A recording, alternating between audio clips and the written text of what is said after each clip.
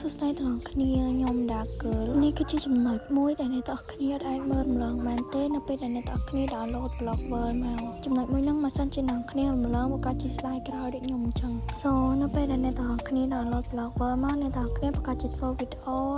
វើកងរករកលេងនិងបដូរទៅជារកបាក់បានធម្មតាត្រូវអត់ប៉ុន្តែនៅពេលដែលអ្នកទាំងអស់គ្នាធ្វើបែបនេះយូរទៅក៏ដូចខ្ញុំអញ្ចឹងគឺយើងបដូរលេងការឲ្យគ្នាយើងអញ្ចឹងអ្នកគ្នាចង់នឹងថាមិនខ្ញុំបដូរការទៅមកវីដេអូនឹងថាមិនបែរខ្ញុំបដូរការ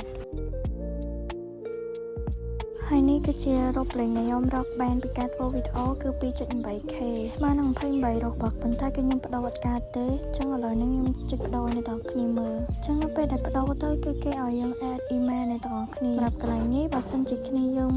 add ទៅគឺវានឹងចូល account ផ្សេងអញ្ចឹងខ្ញុំនឹងប្រាប់អ្នកគ្នាថាសម្រាប់គ្នាយើងមកដំបូងអ្នកគ្នាគួរតែ add email អញ្ចឹងណាអ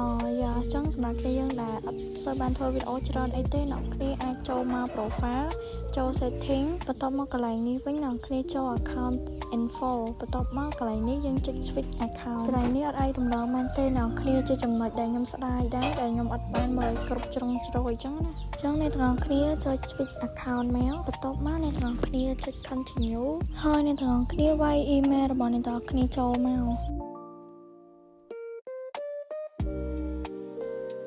បន្ទាប់មកអ្នកទាំងគ្នាចុច next ហើយកន្លែងនេះគឺវានឹង enter code ឲ្យយើងហើយអ្នកគ្នាផ្ញើ code មកយើងអញ្ចឹងអ្នកទាំងគ្នាចូលមើលទៅក្នុង email អ្នកគ្នា Gmail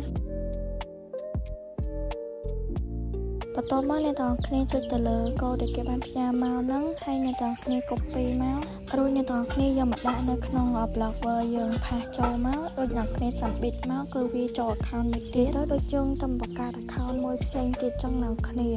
ហើយវីដេអូហ្នឹងខ្ញុំសង្ឃឹមថាគ្នាយើងនឹងយល់ហើយសំណូមពរគ្នាយើងធ្វើការ add email ឲ្យទៅប្រយ័ត្នដូចខ្ញុំអញ្ចឹងណាគឺខាត់28របស់ហើយអញ្ចឹងវីដេអូមានតែប៉ុណ្្នឹងទេចាំជួបខ្ញុំនៅវីដេអូក្រោយទៀតហើយសង្ឃឹមថាគ្នាយើងនឹងមើលយល់